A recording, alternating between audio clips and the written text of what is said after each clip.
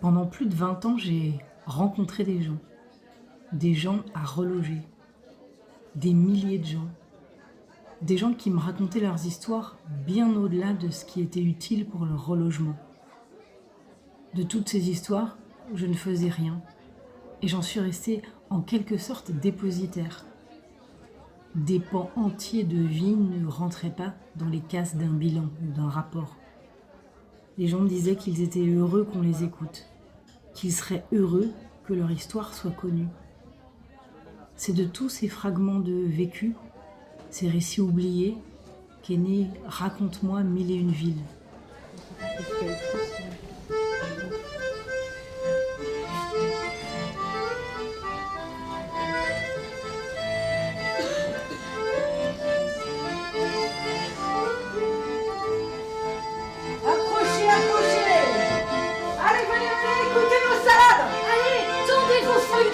Aubervilliers, ça a toujours été une ville animée.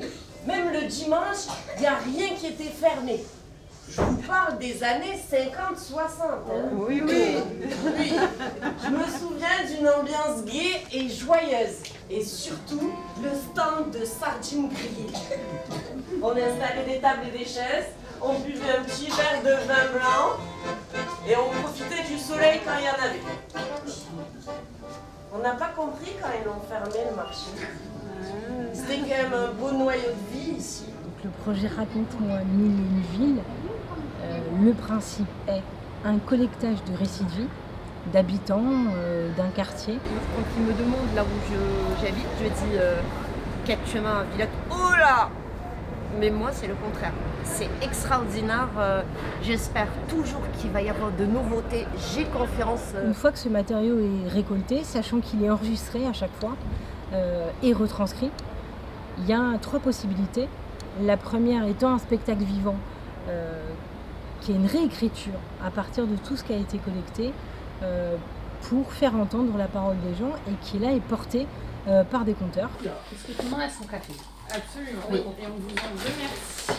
Bon, et bien écoutez, moi je déclare ouverte cette première rencontre où enfin nous nous voyons quand même tous les 5 en vrai. Moi je voudrais qu'il y ait Mathieu pour la musique. Ah bah c'est sûr. Donc l'idée c'est que Mathieu on lui enverra l'écriture. Il y a de la matière, moi j'ai déjà un peu envie qu'il en fasse une chanson, un slam, un rap, ce qu'il veut. Oui, sur tout ce qui va pas, les immeubles. Voilà. À la fin du chapitre 1, pour l'instant, on y a glissé une des 2 histoires inventées par les enfants quand on a fait l'atelier enfant avec Claire. On fait en sorte que tous les mômes soient là. On a envoyé un truc pour que les gamins et les familles se viennent. Okay. Donc les mômes, ils vont être hyper contents s'ils voient que cette histoire, elle est même un peu agrandie, embellie. Enfin voilà, on peut y rajouter des détails. Et devant la maison pour tous, il y aurait la statue rose. Ah ouais, qui est rose. Bah vas-y, dis-lui qui c'est. Ah bah alors, pour vous expliquer qui est Rose, je vous parle de Marco, le maître nageur, qui travaille à la piscine d'Aubervilliers. Non, c'est bien. Marco, il travaille à la piscine d'Aubervilliers. Ce jour-là, il voit un enfant qui se noie. Alors, il fait ce que font les maîtres nageurs. Il saute dans l'eau pour sauver l'enfant. Il sauve l'enfant, il le sort de l'eau. Et là, le gamin se transforme en un affreux loup-garou. Ce qui est super, c'est que tu le démarres comme si tu racontais un récit de vie. Ouais. Ça, c'est super. C'est-à-dire, faut vraiment, je trouve que comme on est là-dedans, il y a comment du loup-garou qu'on va se dire putain c'est pas possible. Mais juste là, en fait, c'est la piscine, tout ça. Le loup-garou commence à aller partout dans la ville, partout dans Aubervilliers, au marché du. Alors là, on pourrait faire un inventaire de lieux, plusieurs. Ouais. On pourrait au Jardin d'Espérance. Ouais. Au Café de l'Arlequin. Au stade. Elle a toujours vécu là. Personne ne sait d'où elle vient, ni elle non plus d'ailleurs.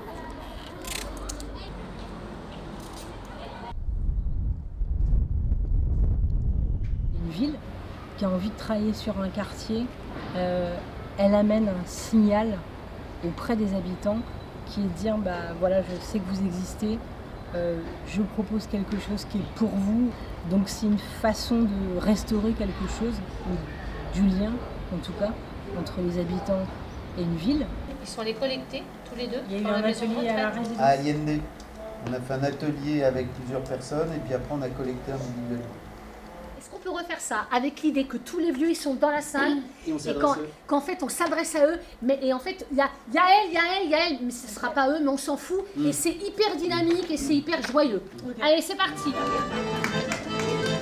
Alors, pour tu sors du marché, si vous plaît, par ici, mesdames et messieurs.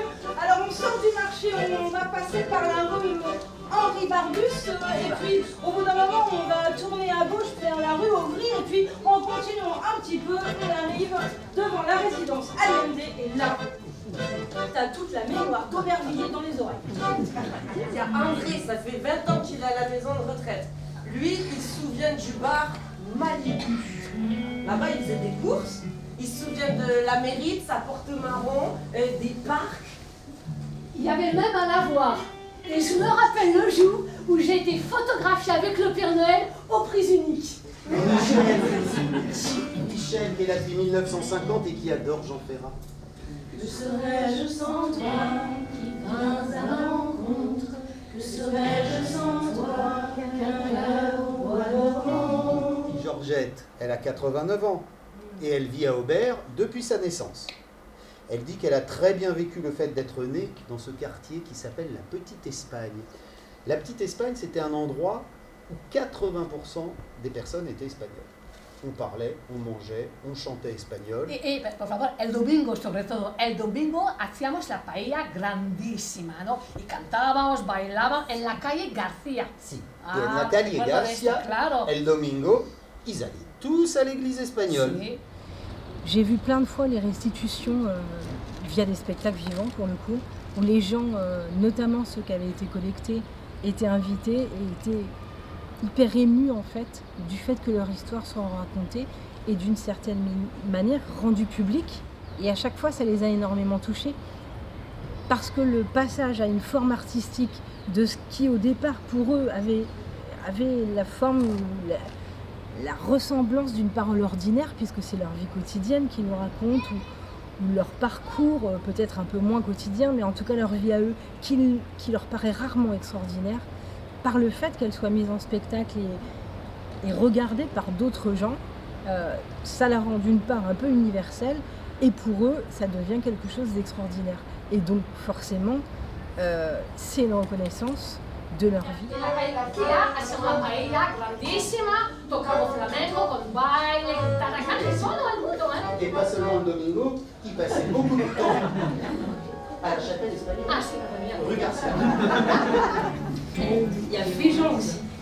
Alors lui, il a passé 65 ans à Aubervilliers. Bon, il dit qu'à la naissance, il bégayait un peu, c'était un grand timide. Il n'osait pas trop approcher les filles, quoi. Pourtant, il avait fait du théâtre à la Villa Médicis, avec Garance.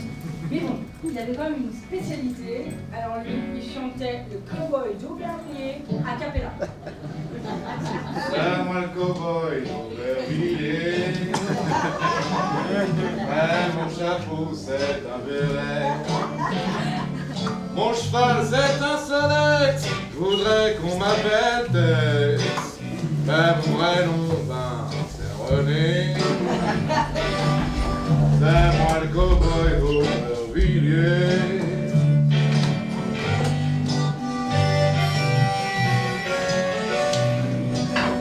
C'est moi le cowboy d'Aubervilliers. Un conteur ou une conteuse, il peut raconter des contes. Il peut raconter des histoires qu'il invente. Il peut raconter des légendes anciennes ou des récits de vie d'aujourd'hui. On a une parole qui peut s'adapter à mettre en narration toutes sortes de choses qui sont, on pourrait dire, des histoires au sens large. Vous voyez Willis Park? Oui, oui, tout à fait.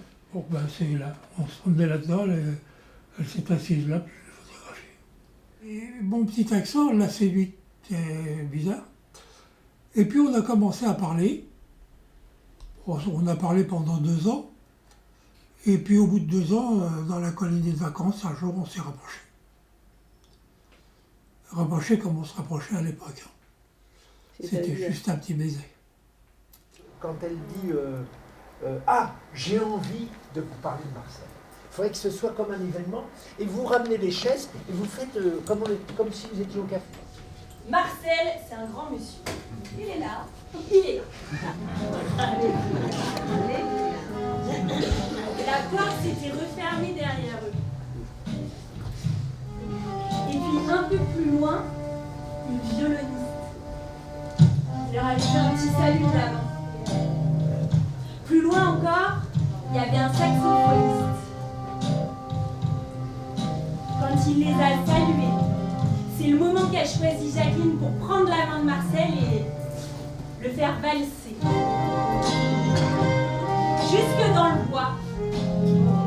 Là, c'est comme si tous les arbres s'étaient regroupés autour d'eux pour former un endroit rien qu'à eux. Un endroit secret. Et c'est là qu'ils se sont donné leur premier baiser. Et quand il en parle aujourd'hui, il dit encore qu'il a eu un beau monstre de la rencontre. Et moi, je vois bien, quand il touille son café comme ça, que Jacqueline est dans son corps, devant ses yeux. Et là, il y a une porte qui s'ouvre, et derrière cette porte, il y a un tapis de plumes. Ce sont les plumes du jupon de danse de Jacqueline. Et il marche sur ces plumes, et les plumes, petit à petit, elles commencent à décoller. Ils se sentent hyper légers. Là, il y a des musiciens qui arrivent autour d'eux, qui se mettent à jouer de la musique, et il la prend dans ses bras, et ils se mettent à danser comme des fous. Voilà, ça, c'est pas Marcel qui lui a raconté ça. Marcel lui a dit qu'ils sont allés dans les bois, et que ça a été le premier baiser. Et elle, en fait, elle a eu envie d'y mettre quelque chose d'un peu merveilleux. Pour moi, si on leur rend quelque chose, il faut qu'il y ait quelque chose de nous, en fait. Il y a quelque chose d'artistique, quelque chose de là où ça nous touche. Et c'est ça, pour moi, le cadeau qu'on leur fait, c'est de sublimer leurs paroles. Pour que, quand ils écoutent ça, ils fassent « Ah ouais, elle a fait ça de ce que je lui ai dit. » On en a fait des pas dans le quartier pour collecter le plus de monde possible. À Aubervilliers, quand tu ouvres le robinet à parole, ça coule. Et c'est pas de l'eau tiède. Mon grand-père, c'était mon héros. C'était mon nono. Depuis toujours, je voulais qu'il m'apprenne l'italien. Mais il est décédé comme ça, en 2 minutes, top chrono. Il a quitté Aubervilliers et il est parti à Quimper. C'est dingue. Les autres suivent. Et puis à Quimper, là, il a fait, puis après il est mort. Et alors, il y a eu l'enterrement. Et on fait la procession. Et donc, il faut que tu parles en menant l'enterrement. D'accord. Quand il a été à la retraite, Guido, il a déménagé. Il est parti à Quimper, en Bretagne. Non. Et il est devenu entraîneur du Quimper Italia Calcio. Et alors, tout le monde l'aimait, c'est devenu tout de suite une star. Il gueulait sur tout le monde, mais tout le monde l'adorait. Son équipe, elle perdait tout le temps, mais tout le monde voulait être dans son équipe. Quand il est mort, il y a eu un article dans le journal, le Quimper Italia Calcio. Dès le lendemain, dans tout Quimper, on a commencé à se préparer. Les gens, ils se fabriquaient des costumes rouges, verts, blancs, pour le match de Guido. Le jour J, ça sentait la tomate dans toute la ville. L'origano, l'olio d'olive. Les gens commençaient à sortir de chez eux. On les voyait de partout, des silhouettes qui avançaient. À 10h, il y avait une femme qui se serrait les coudes, arrivée jusqu'au cimetière.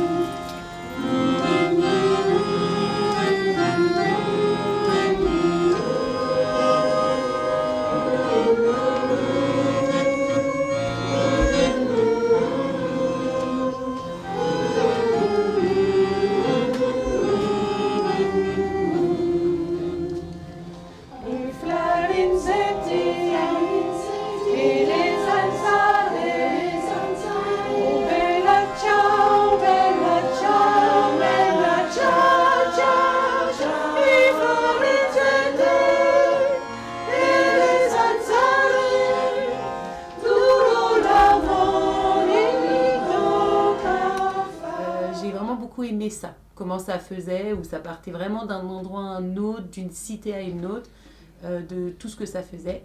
Et après, ça arrivait à mon tour. Et alors? Et alors là, moi j'ai pleuré. Parce que ça parlait de mon nono, donc d'un homme voilà, que j'aime énormément. Nono, bon, c'est mon grand-père. Quand ils avaient chanté Bella Ciao, bah, c'était sa chanson à lui aussi qui chantait énormément ça. Donc voilà. Là, comment moi j'ai ressenti un peu le spectacle, c'est de la joie et du partage en même temps.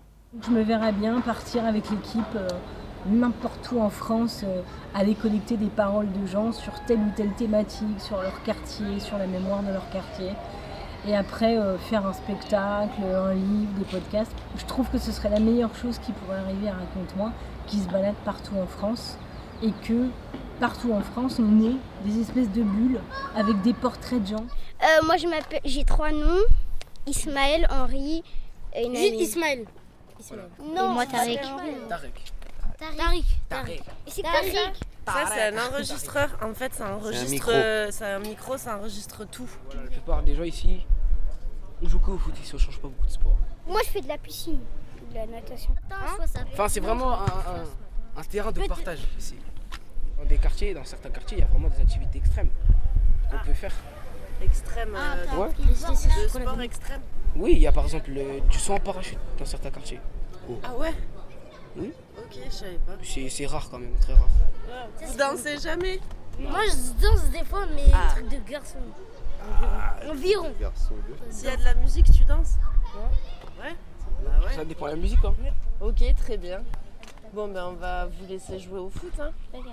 Après, si vous voulez filmer quelques actions. C'est vrai, on peut filmer quelques actions. Allez.